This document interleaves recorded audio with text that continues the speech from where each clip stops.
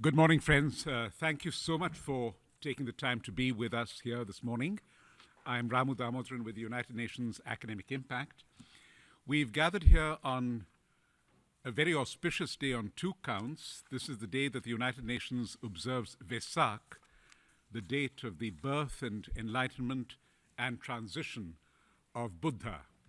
And it was Buddha who famously said, "Nothing can harm you so much as your own thoughts unguarded," which is perhaps a good metaphor for the conversation we're going to have today. And now it's my privilege to invite Rich Fernandez. You have the floor, sir. Thank you so much. Esteemed friends, hello. Those of you who are tuning in online, hello. Here we stand in the United Nations headquarters in New York, or you're beaming this in from wherever you are in the world. So welcome, and I just want to be mindful that this is actually a historic moment, right? This is the United Nations, and we are talking about mindfulness and emotional intelligence and how that operationalizes the goals of this institution. Perhaps more importantly and on topic, what does this mean to you? Yeah? So I would like to invite you for a brief reflection, which I like to call the 3 whys. I'm also mindful that whether you are here in person or whether you're tuning in, you may have been sitting for a while. So if you are able, I would invite you to stand. If you prefer, you could also stay seated. But if you'd like, I would invite you to stand. Those of you who are tuning in as well, same applies for you. And I'd like to invite you, first of all, to take a little bit of a stretch in whatever way feels comfortable, because we've been sitting for a while and listening for a while. And after you've moved your body in whatever way is suitable for you, I'd invite you to close your eyes if you like, or simply soften your gaze, your preference, and connect for a moment with your breathing. Take a deep breath. And I'd like to invite you to consider these 3 whys for your own self. Why are you here?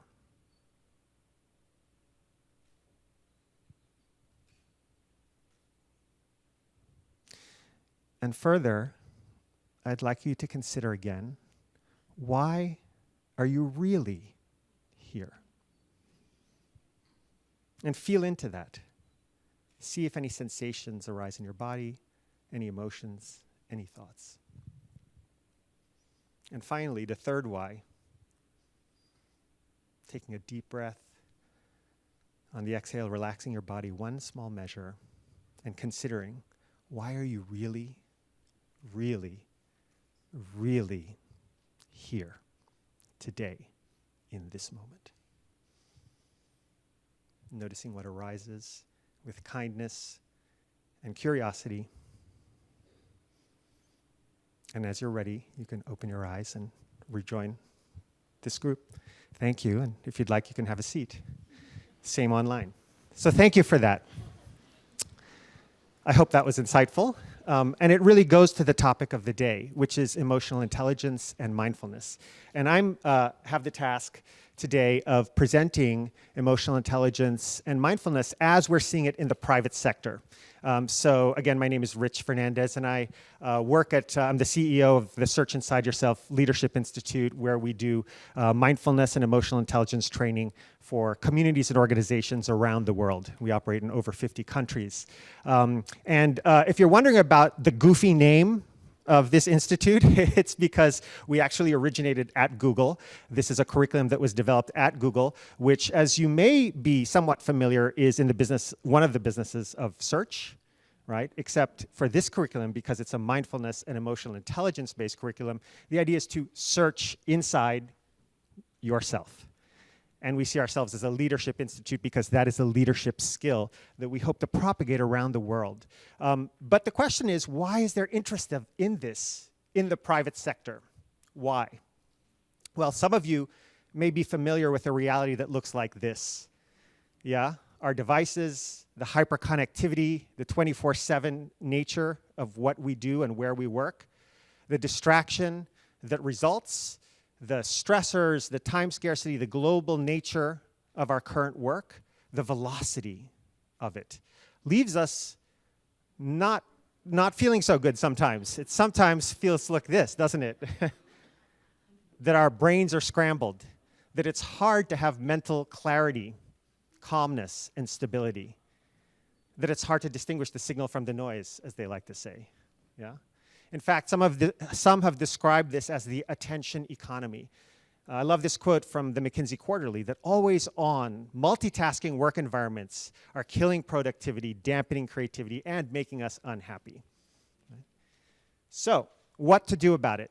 You've heard from so many of the distinguished speakers today that emotional intelligence is a key competency and that it's a skill, and like all skills, we can develop it. How do we know this? Dr. Daniel Goleman spoke to some of this. It's because we have the capacity for neuroplasticity. Many of you will be familiar with this term. If you're not, it simply means that the structure and function of our brains can change depending on what we do, think, and pay attention to. Neurons that fire together, as they say, wire together. And so we can literally, with intention, change the structure, literally grow gray matters in our brain, and the function, the connectivity between different neural networks, and the capacity for them to be in dialogue with each other, to develop awareness, to develop self-regulation, to develop social awareness and relationship management skills. And so a lot of research is now coming out that suggests you can actually change the structure of your brain, the function of your brain, in a lot of these areas of your brain that are responsible for these functions: attention, decision-making, positive emotion, stress response, decision-making quality, emotional balance, empathy, and compassion. You can actually change your brain's capacity and function in all of these areas. So what? This is the question we get a lot when we talk to the private sector. Thank you for the neuroscience lesson. Thank you for the very heartful practice around intention. But so what? We're in the business of business, so what? Well, if you look at the World Economic Forum's recent Future of Jobs report, 2018, you see that emotional intelligence is one of the top 10 skills they see for the future of jobs. That in fact, by 2022, we will need emotional intelligence right alongside systems thinking, analytical thinking, critical thinking, innovation, and all of these complex problem solving and all of these other skills that you see on this list. Right? So it literally is not only necessary now, it will be necessary for future readiness. Similarly, in the recently published Deloitte is a global human resources consultancy, and they do these global surveys of the workforce. The Human Capital Trends Report from 2018, as you see here, suggests that our organizations themselves are changing. They're no longer functional siloed organizations. They're primarily concerned with their internal metrics around shareholder value add. They're much more concerned now with stakeholder value add, trying to make an impact in the world in a larger ecosystem with an external focus.